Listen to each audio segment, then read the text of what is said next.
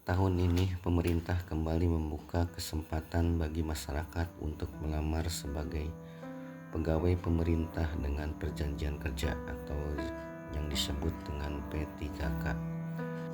Pengadaan P3K tahun 2024 didasarkan kepada keputusan Menteri Pendayagunaan Aparatur Negara dan Reformasi Birokrasi Kemenpan RB.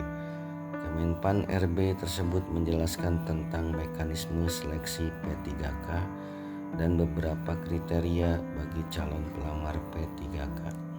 Pendaftaran pegawai pemerintah dengan perjanjian kerja atau P3K dilakukan melalui portal SSC ASN BKN.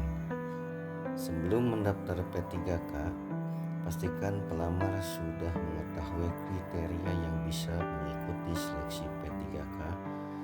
Lalu, siapa saja yang bisa mendaftar P3K? Berikut informasinya.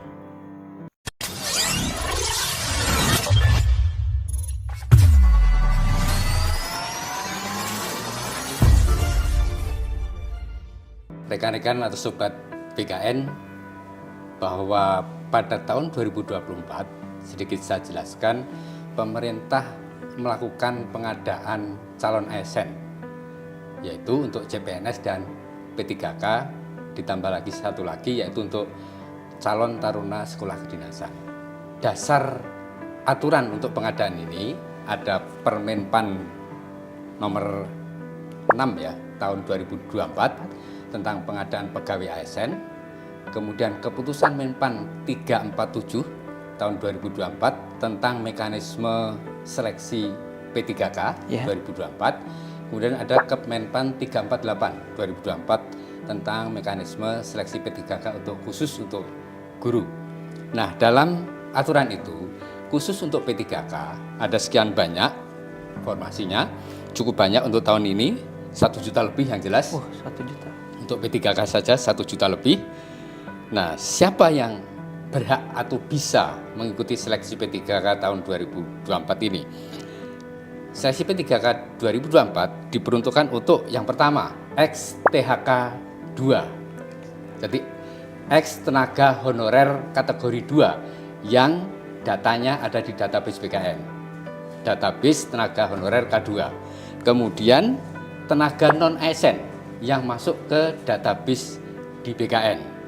Kemudian yang ketiga, tenaga non-ASN yang aktif bekerja di instansi pemerintah 2 tahun dan masih aktif bekerja dan tidak masuk ke dalam database tenaga non-ASN. Jadi 3 kelompok ini yang bisa mendaftar atau mengikuti seleksi P3K tahun 2024, tentu saja sesuai dengan formasi atau kebutuhan terkait dengan jabatan dan kualifikasi pendidikan yang sesuai dengan masing-masing calon pelamar ini. Kelompok besarnya itu untuk yang peserta yang bisa mengikuti seleksi P3K. Tapi ada turunannya, yaitu khusus untuk P3K guru. Ada tambahan yaitu pelamar prioritas. Itu level kelompok pertama. Siapa pelamar prioritas? Pelamar prioritas adalah pelamar yang lulus seleksi JF Guru tahun 2021. Ya, tahun 2021 istilah yang kita gunakan di pengolahan adalah P_TL, lolos passing grade atau nilai ambang batas tetapi tidak lulus karena keterbatasan formasi dan tidak pernah dinyatakan lulus seleksi untuk JF Guru periode sebelum tahun 2024 ini. Dan saat ini tentu saja masih bekerja di instansi pemerintah.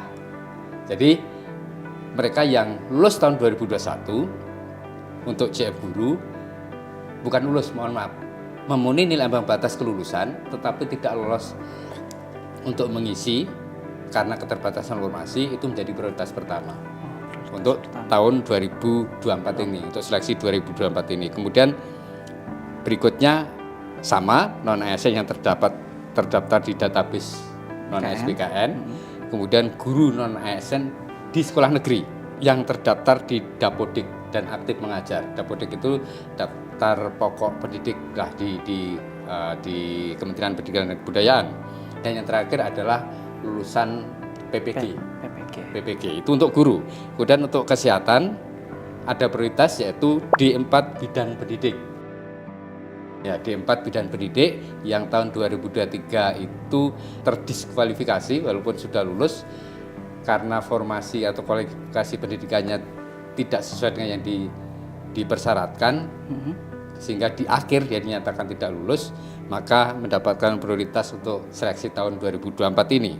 Kemudian selanjutnya XTHK 2, non-ASN terdaftar di database non-ASN BKN, dan tenaga non-ASN yang aktif bekerja di instansi pemerintah. Jadi untuk yang pertama. Kemudian yang kedua adalah persyaratannya ya berikutnya pertanyaan kedua. Nah, persyaratannya ada usia, ada pengalaman. Usia dan pengalaman. Ya. Kalau P3K usia minimal 20 tahun ya. Usia minimal. Usia maksimal karena masih mengacu pada PP 11 tahun 2017, maka usia maksimal 1 tahun dari batas usia pensiun untuk jabatan yang dilamar. Misalnya guru itu kan batas usia pensiunnya 60. Maka sebelum 59 usianya dia masih bisa mendaftar untuk menjadi P3K guru. Nah, kalau yang lainnya misalnya untuk yang fungsional muda, untuk analis SDM misalnya, itu kan 58 maksimal. Maka dia melamarnya sebelum usia 57, itu masih boleh. Jadi minimal kontrak kerjanya 1 tahun. Kemudian ada syarat pengalaman kerja. Syarat pengalaman kerja adalah minimal 2 tahun untuk jenjang pemula terampil dan sebagainya, kemudian minimal 3 tahun untuk jenjang ahli muda. Dan ini karena ini P3K sekarang ini ada yang khusus yang untuk yang khusus, terutama yang prioritas yang urutan yang ketiga tadi, yang aktif mengajar 2 tahun di instansi tempat dia lamar. Jadi ya di satu instansi gitu. Beda dengan P3K formasi umum, itu bisa pengalaman kerja 2 tahun, bisa akumulasi dari beberapa instansi. Kalau ini tidak, harus di 2 tahun di instansi dan melamarnya harus di situ. Harus di situ ya.